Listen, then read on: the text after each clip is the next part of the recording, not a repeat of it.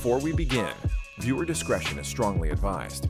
The following content is intended for educational and entertainment purposes only.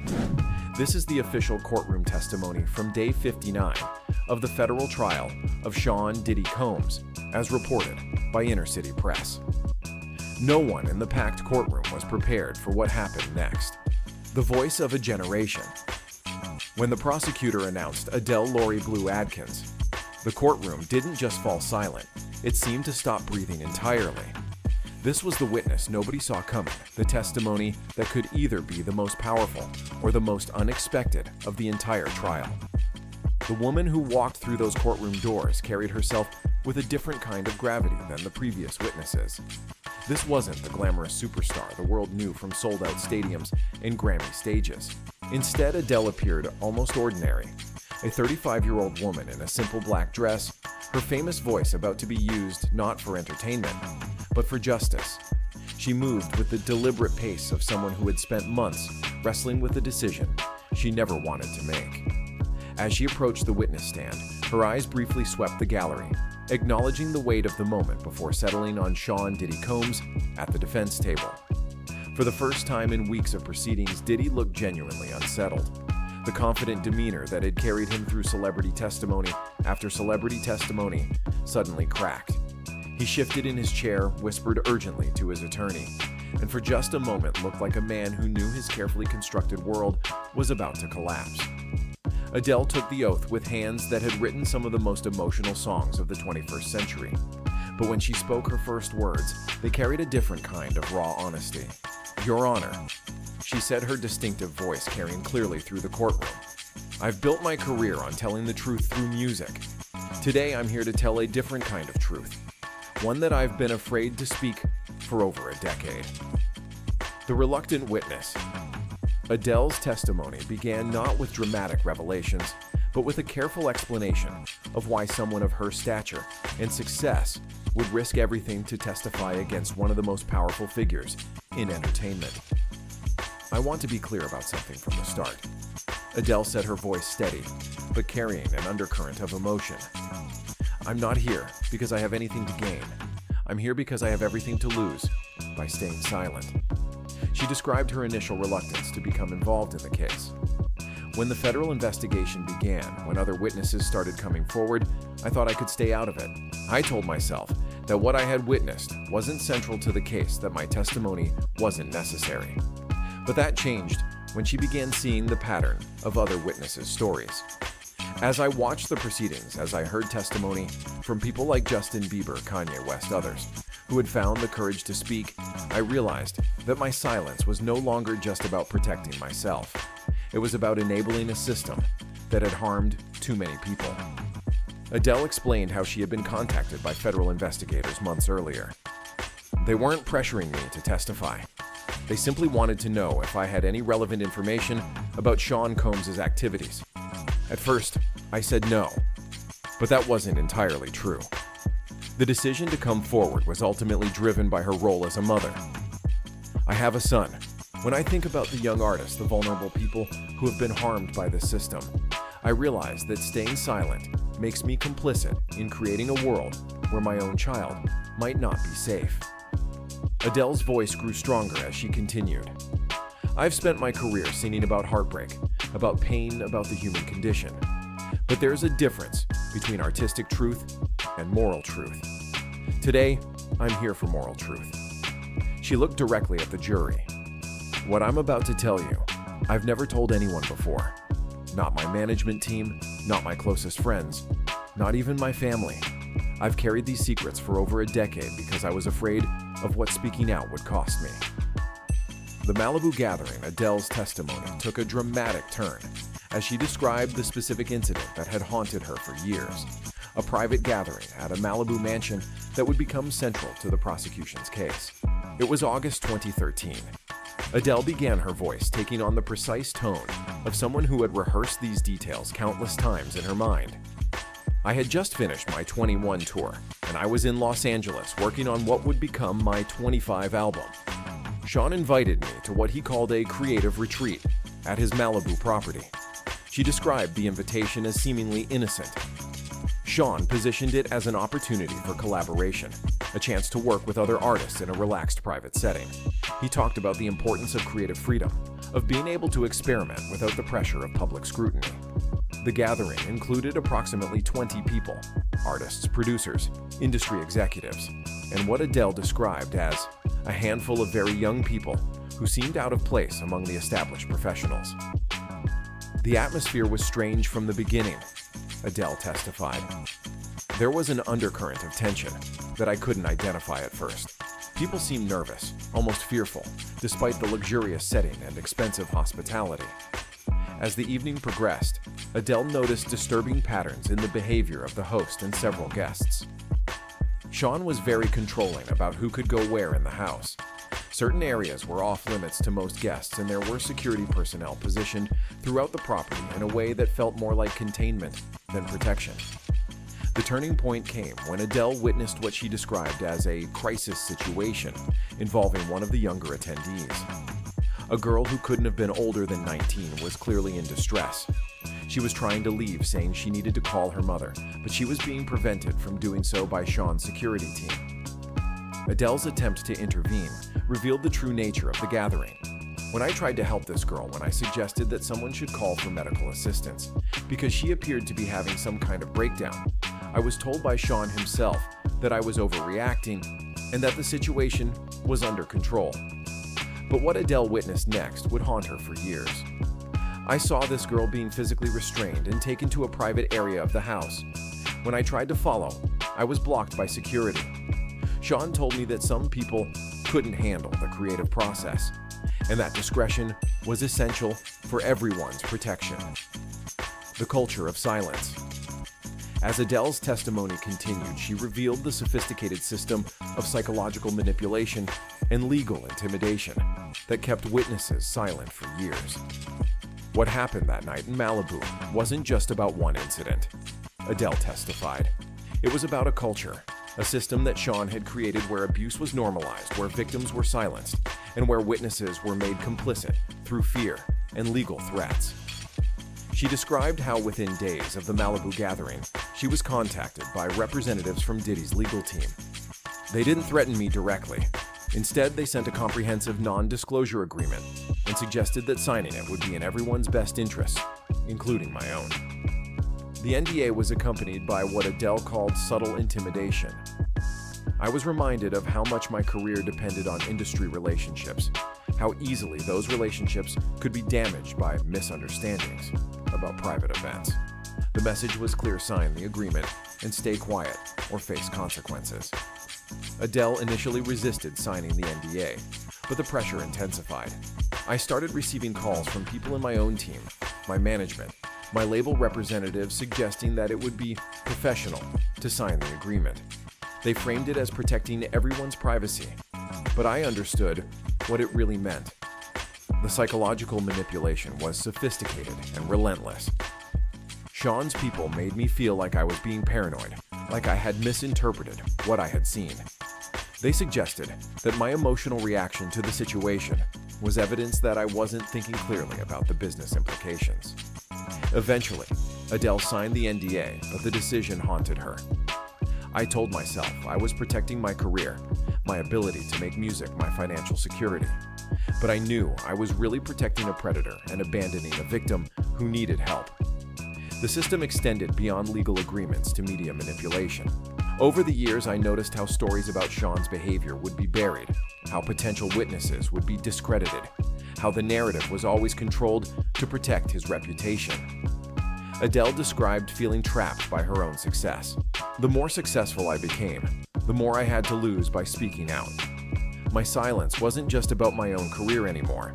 It was about the livelihoods of everyone who worked with me, the expectations of my fans, the responsibility I felt to maintain my public image. The breaking point. Adele's decision to break her silence wasn't sudden. It was the result of years of internal struggle and a growing awareness that her complicity was enabling continued harm. The breaking point came in early 2024. Adele testified, her voice growing stronger with emotion. I was watching the news coverage of Sean's arrest, seeing other victims come forward, And I realized that every day I stayed quiet was another day I was choosing his protection over their justice. She described a specific moment that crystallized her decision. I was reading an interview with one of the survivors, and she said something that hit me like a physical blow. She said, "The people who could have helped us chose to look away." I realized she was talking about people like me. Adele's decision was influenced by her role as a mother and her responsibility to use her platform for good. I have a son who will grow up in this industry. I have young fans who look up to me. How could I continue to benefit from a system that I knew was harming vulnerable people? The process of coming forward required months of preparation and soul-searching. I worked with trauma counselors, legal advisors, and victim advocates to understand the full implications of breaking my NDA and testifying. I knew there would be consequences, but I also knew that the consequences of continued silence were worse. Adele described the support she received from other survivors and witnesses. When I reached out to the prosecution, I discovered that I wasn't alone. There was a whole network of people who had been carrying similar secrets, who understood the courage it takes to speak truth to power. The final factor in her decision was her faith in the justice system. I realized that this trial wasn't just about Sean Combs. It was about whether we, as a society, are willing to hold powerful people accountable for their actions, regardless of their wealth or influence. The evidence. In the most dramatic portion of her testimony, Adele revealed that she had secretly preserved evidence from the Malibu gathering and other interactions with Diddy over the years. "I want to be clear about something," Adele said, pulling out a folder from her purse. "I didn't come here with just memories and allegations. I came here with proof." She described how, despite signing the NDA, she had kept detailed records of her interactions with Diddy and his organization. "I'm a songwriter. I document everything, conversations, emotions, experiences. It's how I process the world. So when I witnessed what happened in Malibu, I wrote it down. Everything." Adele's evidence included handwritten notes from the night of the Malibu gathering, describing specific incidents, naming individuals present, and documenting the timeline of events. "I wrote these notes the morning after the party, while everything was still fresh in my memory. I never intended them to be evidence. I was just trying to make sense of what I had witnessed." But the most damaging piece of evidence was a recording Adele had made on her phone. 3 days after the Malibu incident, Sean called me personally. He wanted to make sure I understood the importance of discretion. I recorded that conversation. The recording, which was played for the jury, captured Diddy explicitly discussing the need to control the narrative about the Malibu gathering. In the audio, he could be heard saying, "Some people can't handle what they see at these events. That's why we have agreements. That's why we have understanding people who know how to keep things quiet." Adele also revealed that she had preserved text messages and emails from Diddy's representatives over the years. Every time there was news about Sean's behavior, every time someone tried to speak out, I would receive messages reminding me of my obligations under the NDA. They were tracking potential witnesses and making sure everyone stayed in line. The evidence extended to financial records showing payments made to various individuals who had signed NDAs related to Diddy's activities. I kept track of everything because I knew that someday the truth would have to come out. I wanted to be ready when that day came. The industry's complicity. Adele's testimony provided a scathing indictment of the entertainment industry's willingness to protect powerful predators at the expense of vulnerable victims. The music industry isn't just complicit in Sean's behavior. Adele testified, her voice filled with controlled anger. It's designed to enable it. The power structures, the financial incentives, the culture of silence, it all works together to protect people like Sean, while sacrificing people like his victims. She described how the industry's business model created opportunities for abuse. Young artists, especially those from disadvantaged backgrounds, are desperate for opportunities. They'll do almost anything, accept almost any condition, to get their foot in the door. Predators like Sean exploit that desperation. Adele explained how the industry's legal and financial apparatus was used to silence victims. NDAs, settlement agreements, legal threats. There's an entire infrastructure designed to keep victims quiet and protect powerful abusers. It's not a bug in the system, it's a feature. The complicity extended to media outlets and entertainment journalists. There's an unspoken agreement in the industry that certain stories don't get told, certain behavior doesn't get scrutinized. Journalists who ask too many questions find themselves cut off from access from sources from the information they need to do their jobs. Adele testified about witnessing other instances of abuse and exploitation that were ignored or covered up. Sean's behavior wasn't unique or isolated. It was part of a broader culture where powerful men believed they could do whatever they wanted to vulnerable people as long as they had enough money and influence to control the consequences. She described how successful artists like herself became unwilling participants in the system. Once you reach a certain level of success, you become invested in maintaining the status quo. You have too much to lose by speaking out too many people depending on you to rock the boat. The system turns victims into enablers. The personal cost. As her testimony neared its conclusion, Adele addressed the personal and professional costs of her decision to speak out against Diddy. I know that testifying here today will have consequences. Adele said, her voice heavy with the weight of that knowledge. I know that breaking my NDA will result in legal challenges. I know that speaking out against someone as powerful as Sean will affect my relationships in the industry. She described the impact on her mental health and personal relationships. Carrying these secrets for over a decade has been a form of psychological torture. Every time I performed, every time I accepted an award, every time I was celebrated for my authenticity, I felt like a fraud because I was hiding the truth about what I had witnessed. The decision to testify had affected her family relationships. My son is old enough now to understand that his mother is involved in something serious, something that could change our lives. I've had to explain to him why sometimes doing the right thing means accepting difficult consequences. Adele also addressed the financial implications of her testimony. I've been advised that breaking my NDA could result in significant financial penalties. My legal team has prepared for the possibility that I could face lawsuits, that my career could be damaged, that my earning potential could be affected. But she emphasized that the alternative, continued silence, was unacceptable. I've made enough money to be comfortable for the rest of my life, but no amount of money is worth the knowledge that I could have helped stop a predator and chose not to. Adele's voice grew stronger as she continued. I've built my career on emotional honesty, on telling the truth about the human experience. How could I continue to do that while hiding the truth about something as important as this? The final reckoning.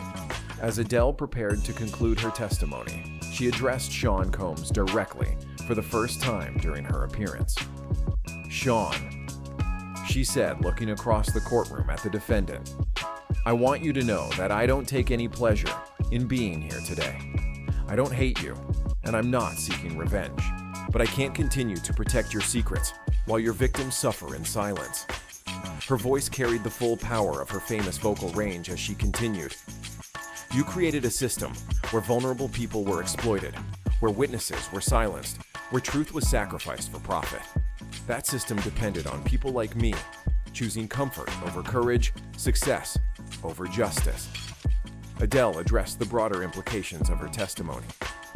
This trial isn't just about what you did to individual victims. It's about a culture that allowed you to do it, that protected you while you did it, and that would have continued to protect you if brave people hadn't finally decided to speak out. She spoke directly to other potential witnesses who might be watching.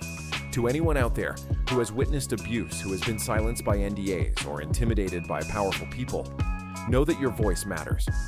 Know that speaking out is possible, even when it seems impossible. Adele's final words were directed at the industry that had both elevated and failed her. The music industry has given me everything: fame, fortune, the ability to touch people's lives through my art. But it has also asked me to be complicit in a system that harms vulnerable people. Today, I'm saying no to that complicity. Looking directly at Diddy one last time, she delivered her closing statement. Your power was built on other people's silence, but silence isn't strength, it's surrender. And I'm done surrendering to your version of power. The courtroom remained silent for several moments after Adele finished speaking. Her testimony had not only provided crucial evidence in the case against Diddy, but it also offered a powerful indictment of an industry that had protected predators at the expense of victims. As she stepped down from the witness stand, Adele walked directly past the defense table without looking at Diddy. She had said everything she needed to say, had finally freed herself from the burden of secrets that had weighed on her for over a decade. Outside the courthouse, Adele faced a massive crowd of supporters, fans, and media representatives. Her statement was characteristically direct. "Today I used my voice not to entertain, but to seek justice. That's the most important performance of my career." The entertainment industry would spend years processing the implications of Adele's testimony. But one thing was immediately clear.